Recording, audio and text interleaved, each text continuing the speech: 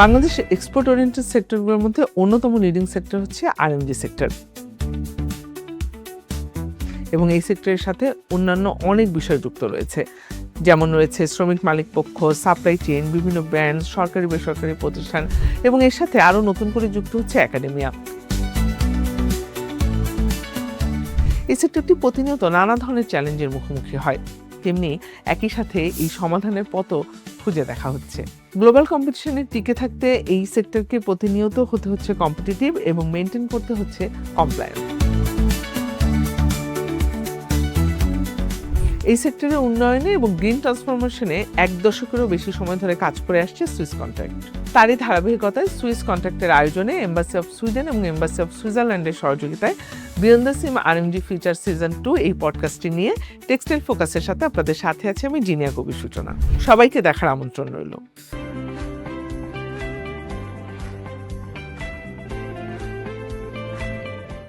সবাইকে স্বাগত জানাচ্ছি beyond the SIM RMG future এই আয়োজনটিতে। এবং এই আয়োজনটি হচ্ছে সুইস কন্ট্রাক্টের একটি ফ্ল্যাগশিপ প্রোগ্রাম, এবং যেটির সিজন 2 এর প্রথম পর্ব আজ। এবং আপনাদের সবার সাথে আছি আমি, এবং এখানে একটু কথা আগে বলে নিতে চাই যে আমাদের দেশের অর্থনীতির একটি অন্যতম ভিত্তি হচ্ছে আরএনজি সেক্টর, এবং টেক্সটাইল ফোকাস এবং সুইস কন্ট্রাক্ট এই একসাথে চিন্তা করেছে যে এই বিষয়টি নিয়ে আমাদের অনেক বেশি বিস্তারিত আলোচনা করা প্রয়োজন, এবং সেখান থেকেই আজ আমরা আপনাদের সামনে উপস্থিত হয়েছি। আজকের পর্বে আমরা একজন ইন্ডাস্ট্রি লিডারের দৃষ্টিভঙ্গি থেকে দেখতে চাই যে কিভাবে বাংলাদেশের তৈরি পোশাক শিল্প বৈশ্বিক চাপ, টেকসই রূপান্তর এবং প্রতিযোগিতার বাজারে নিজেদেরকে টিকিয়ে রাখছে। ব্যবসার বাস্তব অবস্থা, কর্মীদের কল্যাণ এবং দীর্ঘমেয়াদী সক্ষমতার ভারসাম্য রক্ষার পাশাপাশি নেতৃত্বের সিদ্ধান্ত এবং শিল্প জুড়ে যে আমূল পরিবর্তন এবং আগামী দশকের যে চাহিদা, সেটি নিয়ে আমরা আজ বিস্তারিত আলোচনা করব। এবং আমাদের সাথে আছেন বিদিয়া আমনিত খান, সহসভাপতি বিজিএমইএ এবং উপব্যবস্থাপনা পরিচালক দেশ গার্মেন্টস লিমিটেড। কেমন আছেন? ভালো, থ্যাংক ইউ সো মাচ। প্রথমে আপনাকে স্বাগত জানাচ্ছি আমাদের আয়োজনে। Thank you. আমি একদম একটু সরাসরি প্রশ্নেই চলে যেতে চাই, এবং প্রথমেই আমি কথা বলতে চাই নেতৃত্ব এবং যে শিল্পের প্রেক্ষাপট সে বিষয়টি নিয়ে। আপনি তো বাংলাদেশের অন্যতম একটি সুপ্রতিষ্ঠিত একটি আরএমজি গ্রুপের নেতৃত্বে আছেন। সেই জায়গা থেকে আপনার দৃষ্টিতে গেল ১ দশকে এই খাত মৌলিকভাবে কতটা বদলেছে বলে আপনি মনে করেন? ১০ বছরের কথা যদি আমরা বলি, আ আমি বলব অনেকটা বদলিয়েছে। আমি যদি ১০ বছর পিছিয়ে যাই, তাহলে আমার দেখতে হবে অফকোর্স রানা প্লাজার কথা, এবং তারও ১০ বছর আগে ইন্ডাস্ট্রিটা কিরকম ছিল। তো this is almost a 50, next year এটা একটা 50 ইয়ার ওল্ড ইন্ডাস্ট্রি হবে। এবং আমি যদি দেখি till the industry has grown and changed massively.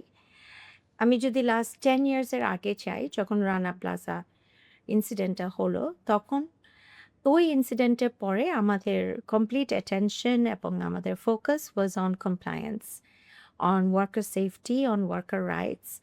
And এটা নিয়ে আপনারা জানেন যে আমরা এখনও কন্টিনিউ করি কাজ, obviously, because it's worker related. So it's an ongoing process, but মূলত যেটা আমরা করেছি ১০ বছর আগে ইজ দ্য সেফটি।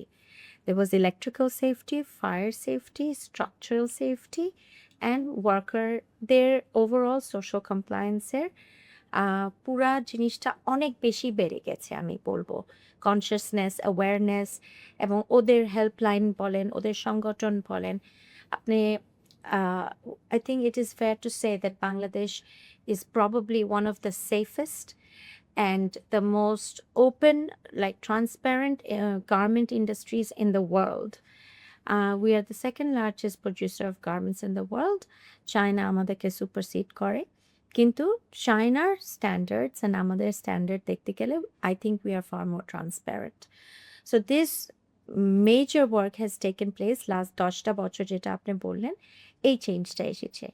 এখন অফকোর্স ১০ বছরে তো আমরা বাংলাদেশের গার্মেন্টস সেক্টরের মালিক বলেন, ইন্ডাস্ট্রি বলেন, অ্যাসোসিয়েশন বলেন, আমরা তো সবসময় কাজ করেই যাচ্ছি। আমাদের যত চ্যালেঞ্জ আসে, এটা দেশ বিদেশ মিলে চ্যালেঞ্জ আছে। এখন আমাদের অ্যাটেনশনটা is on sustainability. So sustainability একটা খুব simple শব্দ, it's one word, but sustainability is a big umbrella. এটার নিচে আপনার এনভায়রনমেন্টাল সাস্টেইনেবিলিটি আছে, সোশ্যাল আছে, গভর্নেন্স আছে। প্লাস বিজিএমইর পক্ষ থেকে আমরা also circularity which is basically recycling নিয়ে খুব বড় আকারে কাজ করছি অ্যান্ড রিসার্চ করি আমরা। কেন এই কাজগুলো আমরা করছি? কেন আমি আপনাকে সাস্টেইনেবিলিটির কথা বললাম? ইজ বিকজ গ্লোবালি অনেক চেঞ্জ এসেছে। অনেক আইন কানুন এসেছে। ইউরোপিয়ান ইউনিয়ন থেকে অনেক আইন কানুন এসেছে which is going to be mandatory. Climate action is a very big area of work here. আমরা পরিবেশ, environment, um, জ্বালানি সবকিছুই বলেন, renewable energy, any environmental factor, deforestation, decarbonization, energy optimization, মানে অনেক কিছু। সেক্ষেত্রে আপু যেহেতু আপনি সাস্টেনেবিলিটির কথা বললেন, জি। কৌশলগত সিদ্ধান্তগুলো যদি একটু ছোট করে বলেন। কৌশলগত সিদ্ধান্তগুলা অ্যাকচুয়ালি বেসিক্যালি দেখেন, the garment industry globally is I think one of the most polluting industries after the oil industry, এটা বলা হয়। কিন্তু এখানে আপনার আমরা ইউরোপিয়ান যেই আইনগুলো এসেছে বিভিন্ন সেক্টরে, স্পেশালি ক্লাইমেট অ্যাকশনে, আপনার this is a by we Bangladeshis, আমি Bengali, I am not a polluter, okay, কিন্তু my factory is polluting and ওই পলিউশনের জন্য আমাদের বিভিন্ন ধাপ আছে যেগুলো আমরা নিচ্ছি so that the environment is controlled compare to other industries. কিন্তু আমি কেন বললাম যে I am not a polluter is because এই গার্মেন্টসটা তো আমি আমার জন্য বানাচ্ছি না, এটা আমি বানাচ্ছি for the west. All the big European brands বলেন, ইউএস ব্র্যান্ডস বলেন, এবং other international markets that we work with, এই ব্র্যান্ডের প্রোডাক্টগুলো বানাতে গিয়ে we are by default polluting.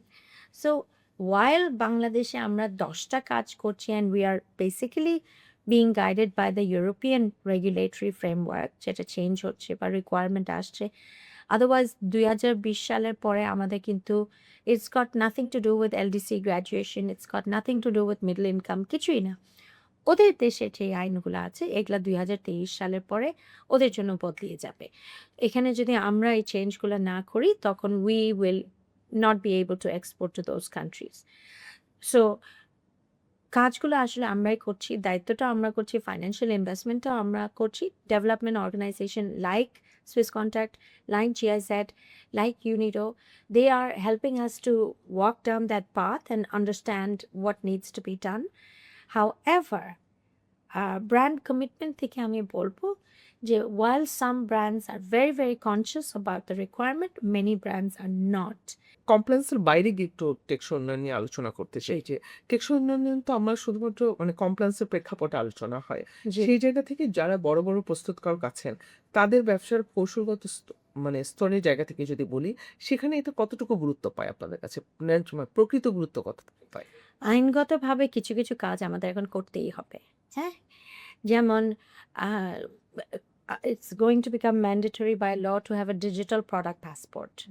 What is a digital product passport?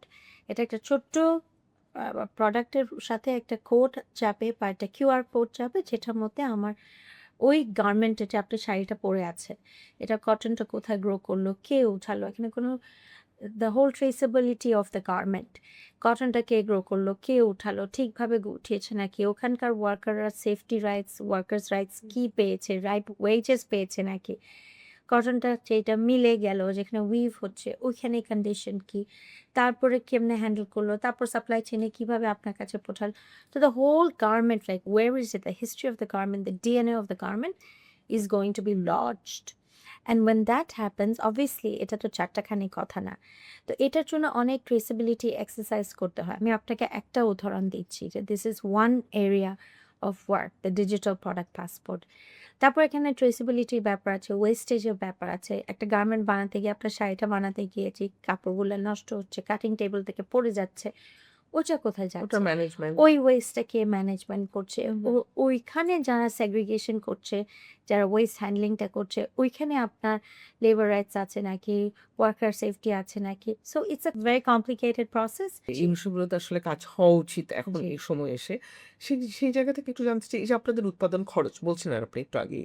উৎপাদনশীলতা এবং কর্মীর যে ম্যানেজমেন্টটা, কর্মী ব্যবস্থাপনার মতো বাস্তব অবস্থার সাথে যদি আমরা গ্লোবাল ব্র্যান্ডগুলোর সাথে তুলনা করি, পরিবেশগত, সামাজিক এবং সুশাসন সংক্রান্ত যদি আমরা সেই এক্সপেকটেশনটার জায়গায় যাই, সেক্ষেত্রে আপনারা কোঅর্ডিনেটটা কিভাবে করেন? মানে আমি বলতে চাচ্ছি, এই যে উৎপাদন খরচ আপনাদের যে কস্টিং হয়, জি, সেটার সাথে প্রফিট, সেটার জি, সাথে কর্মীদের ম্যানেজমেন্ট, জি। তার সাথে এই যে আমাদের যে বর্তমান মানে প্রেজেন্ট যে সিচুয়েশন, অবস্থা। তার জি, সাথে যে গ্লোবাল ব্র্যান্ডগুলোর জি, সাথে যদি আমরা কম্পেয়ার করি, জি। সেই জায়গা থেকে আপনারাই মানে যেন প্রপার জাস্টিস হয়, আপনাদেরও যেন মানে স্ট্রাগলটা না করতে হয়, সেই পুরো জিনিসটার কোলাবোরেশনটা আপনারা আসলে কিভাবে করেন? সমন্বয়টা কি? আপনি তো স্বপ্নের কথা বলছেন। আ দায়িত্বটা অনেকটা ব্র্যান্ড ম্যানুফ্যাকচারদের উপরে চাপিয়ে দেয়। আমি যদি রানা প্লাজার কথাও চিন্তা করি, তখনও যা ইমপ্রুভমেন্ট আমাদের করতে হয়েছে, ওটা কিন্তু আমরাই উই পেইড ফর ইট। কেউ কিন্তু আমাকে টাকা দেয়নি। এবং আমি যদি চিন্তা করি যে আজকে আমার রিনিউ ধরেন এনার্জি সেক্টরটা একটু ডিফারেন্ট, ওখানে একটু লো কস্ট ফাইন্যান্সিং আছে। কিন্তু বেশিরভাগ ক্ষেত্রে কিন্তু আমাদের কোনো লো কস্ট ফাইন্যান্সিং অপশন ওভাবে নেই। ফর এক্সাম্পল সুইস কন্ট্রাক্ট, হ্যাঁ? ওরা অনেক প্রজেক্ট করে, অনেক কিছু আমাদেরকে হেল্প করে। ধরেন ওনারা আমাকে একটা এনার্জি অডিট করে বলল যে, "আপনার ছাদে এতটুক আ সোলার আপনি ইউজ করতে পারবেন।" অথবা ওনারা আমার সাথে সাবসিডাইজড একটা কাজ করলো, যেখানে ওরা বলল যে, "ঠিক আছে, we will give you a consultant to improve your factory. But instead of paying ৳৫,০০,০০০ a mass, you pay ৳১,০০,০০০ a মাস।" এখানে ওনারা আমাকে হেল্প করলো। So these are little helps that we get. However, এটার ফ্যাক্টরির এই হেল্পটা পাওয়ার সংখ্যা খুবই কম। আপনি জানেন 2000 মেম্বার্স আছে বিজিএমইতে। প্লাস এটার বাইরেও অনেক ফ্যাক্টরি আছে, স্মল মিডিয়াম এন্টারপ্রাইজেস আছে, সাপোর্টিং ফ্যাক্টরিজ আছে।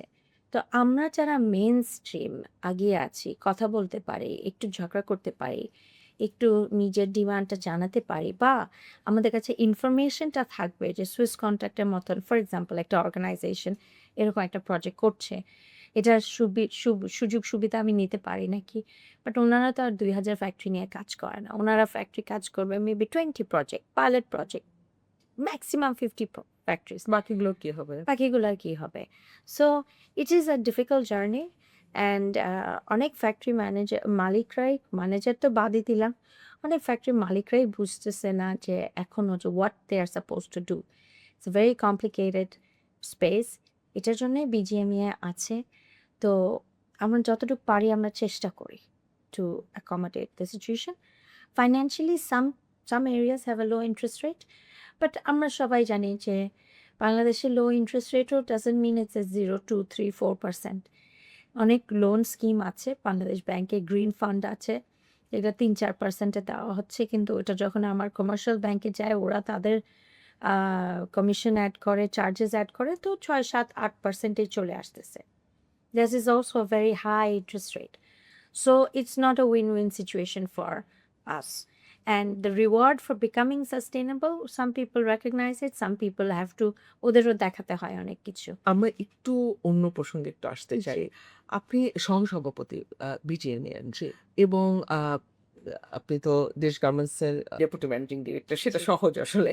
জি, একটু জানতে চাই যে এই যে নারী নেতৃত্বের জায়গাটা যদি বলি, সেই জায়গাটায় আমরা আপনার মতো তো একেবারেই হাতে গোনা। মানে আমার তো মনে হয় হাতে গোনা বললেও কম হবে, এত কম। হ্যাঁ? এই জায়গাটা নিয়ে আমি একটু জানতে চাই যে কেন আমরা এখনো এত এগিয়েছে দেশ, এত কিছু হলো, সবাই কাজ করছে, সবাই করছে। তারপরও নেতৃত্বের যে জায়গাটা, সেটা আপনি কি মনে করেন? আমার ক্ষেত্রে যদি আমি বলি যে আমি ডেপুটি ম্যানেজিং ডাইরেক্টর। কিন্তু I am the face of Desh Garments. Right. And I'm the এটাই face বলতে চাচ্ছিলাম। I'm the face of garments within my group of companies. So আরেকটু রিওয়াইন্ড করি আমি। আমি যদি আমার আব্বার কথা চিন্তা করি, দেশ গার্মেন্টস আপনারা জানেন বাংলাদেশের প্রথম 100% export oriented readymade garment factory, এবং 130 জনকে ওনারা কোরিয়ায় পাঠিয়ে ট্রেনিং দিয়ে এসে এই ইন্ডাস্ট্রিটা এস্টাবলিশ করে আমার আব্বা। তো তখন ১৩০ জন থেকে উনি ১৮টা মহিলাদেরকে পাঠায় এবং আমি ওদের কথা দিয়ে স্টার্ট করি because it's they started it. এই ১৮টা মহিলা তখন আনম্যারিড হিসাবে 1977-এ কোরিয়াতে গেছে। অ্যান্ড ওরা কিন্তু কোনো খুব উচ্চ মাধ্যমের বা উচ্চ পরিবারের মেয়ে, ওয়ার্কিং, স্মার্ট, এডুকেটেড তা না।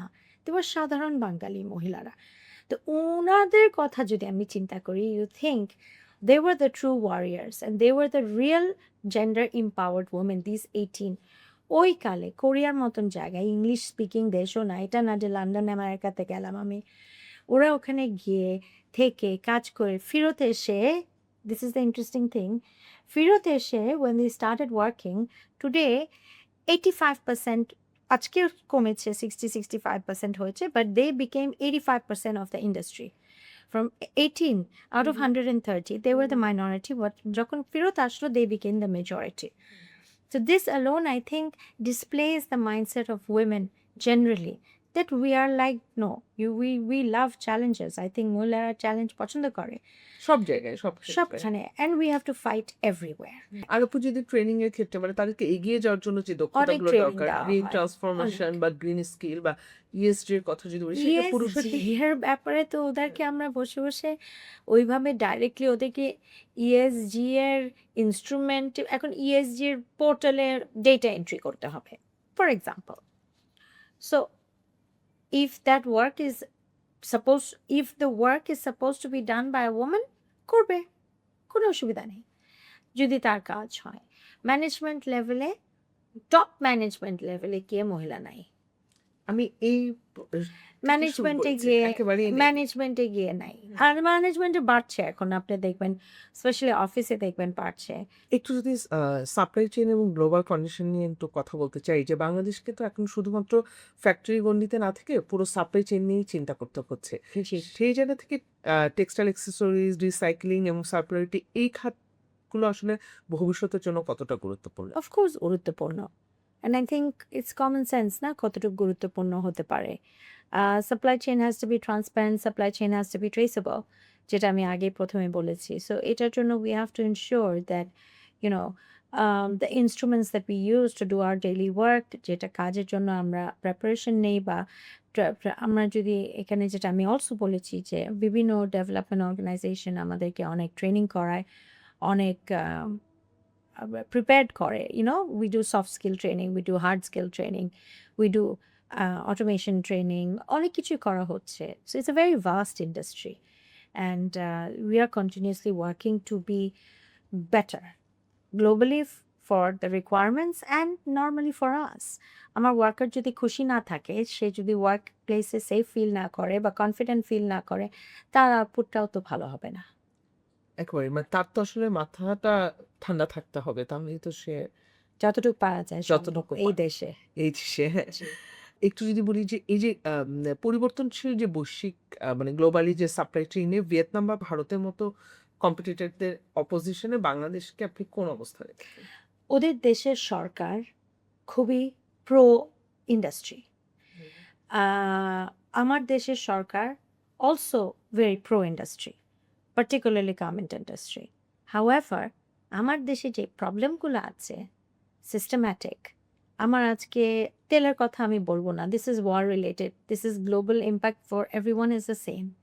বাট আমরা দেখছি যে ইন্ডিয়ার এক্সাম্পল দিই, হ্যাঁ, recently they have made some free trade agreements FTA করেছেন। ইউরোপের প্রেসিডেন্ট বলছে যে it's the mother of all trade dealings that they have done. So this industry preparedness, যে 10 বছর পরে কী হবে, এটা আমাদের থেকে অন্য দেশরা far greater and far better. আমি একটু অন্য প্রসঙ্গে যেতে চাই, যদি একটু সহযোগিতা এবং ইকোসিস্টেম পার্টনারশিপের কথা বলি, যে শিল্পের এই রূপান্তর তো আপনি বলছিলেন যে এটা তো একা সম্ভব নয়, এটা সম্মিলিতভাবেই করতে হবে সবাইকে নিয়ে, এবং টেকসই পরিবর্তন নিশ্চিত করতে যদি সুইস কন্ট্রাক্টের প্রোগ্রেসের মতো উদ্যোগ, অন্যান্য উন্নয়ন সহযোগ এবং ইন্ডাস্ট্রি প্ল্যাটফর্মগুলোর সাথে এই যে অংশীদারিত্বটা আপনি বলছিলেন সুইস কন্ট্রাক্টের কথা একটু আগে, সেটি আসলে কতটা জরুরি তাদের সহায়? Very important, very necessary, and this is also something that they should be doing.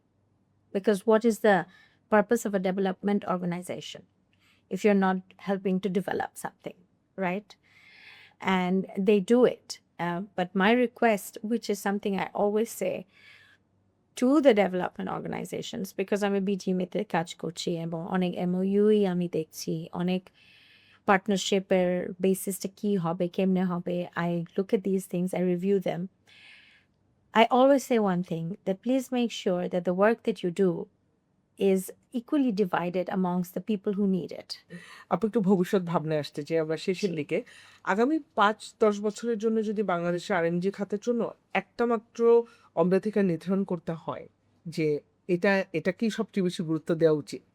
RMG খাতের জন্য একটা মাত্র খাতকেও যদি অগ্রাধিকার prioritize করা হয় সেটা আসলে কি হবে? মানে একটা মাত্র খাত মানে any আরএমজি other আরএমজি খাতের industry, জন্য যেকোনো কোন একটা জিনিস আমাদের ফোকাস করতে হবে? ফোকাস করতে হবে। It's a very difficult question. It's a difficult question because everything is a priority. আমি বলবো, I think it's investment in our human right and not human rights. I think it's going to be the investment on our workers. Whether it is okay, একটা মাত্র তো জিনিস আমি বলি, ওই যে ঘোষে বলে না জিনির আলাদিনের ল্যাম্প খেয়ে, you can have one wish. What is the one wish? The one wish is that I want 10 wishes. ওরকম ভাবে যদি আমি বলি, আমি বলবো একটা মাত্র ফোকাস এরিয়া যদি হতে হয়, it has to be on our workers. Whether it is to teach them better skill for AI, whether it is to train them better, whether it is to have better working condition for them, whether it is to have more educational support system for them or their families, or whether the Sharkar needs to look at where they live, how they live, their sanitation, their living quarters or their facilities. So our one focus area should be on the workers and what will make them the best workers in the world. Because if you have the best workers in the world, যেই box tick করে আসেন না কেন, then you have the best industry. ধন্যবাদ আপনাকে Thank আমাদেরকে you so সময় much. দেওয়ার জন্য, আমাদের সাথে থাকার জন্য। জি, ধন্যবাদ। আমরা আজকের পর্বে একজন ইন্ডাস্ট্রি লিডারের দৃষ্টিভঙ্গি থেকে জানলাম, শুনলাম যে আসলে এই যে আরএমজি সেক্টর বাংলাদেশের অর্থনীতিতে অন্যতম গুরুত্বপূর্ণ খাত, সেই খাতকে নিয়ে সীমাবদ্ধতা, সম্ভাবনা এবং আরও নানা বিষয়কর্মীদের নিয়ে তার ভাবনার কথা সবকিছু আমরা শুনলাম এবং আমাদের আলোচনায় আরও অনেক বিষয় গুরুত্ব পাবে। আপনারা আমাদের সাথেই থাকবেন। আজকের মতো বিদায় নিচ্ছি।